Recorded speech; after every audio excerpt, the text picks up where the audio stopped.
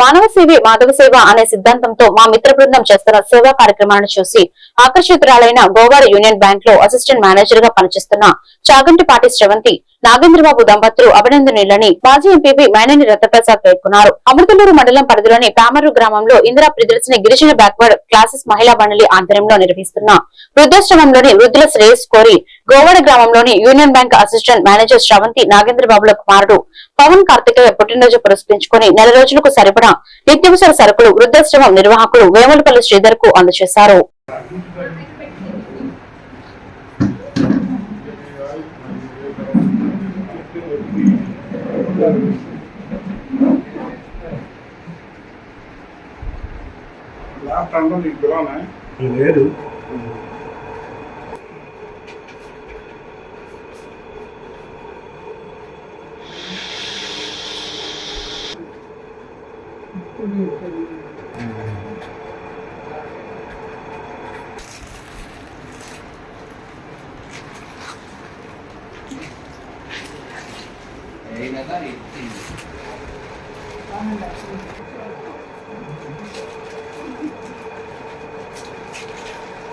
Old age హోమ్లో మరి గత కొన్ని సంవత్సరాలుగా ప్రతి నెల ఎవరో దాతల సహకారంతో మనం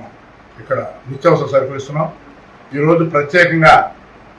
చాగంటి పవన్ కార్తికేయ పుట్టినరోజు సందర్భంగా మన గోవాడ బ్యాంక్ అసిస్టెంట్ మేనేజర్ గారు శ్రవంతి గారు,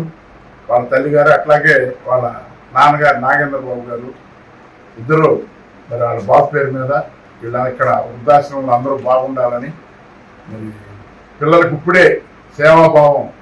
అలవర్చుతూ మరి ఇటువంటి కార్యక్రమానికి వారు మరి మన ఈ ప్రాంతంలో వారు కూడా కాదు, గోవాలో చేస్తుంటారు మేడం. మరి ఇటువంటి కార్యక్రమానికి స్పందించి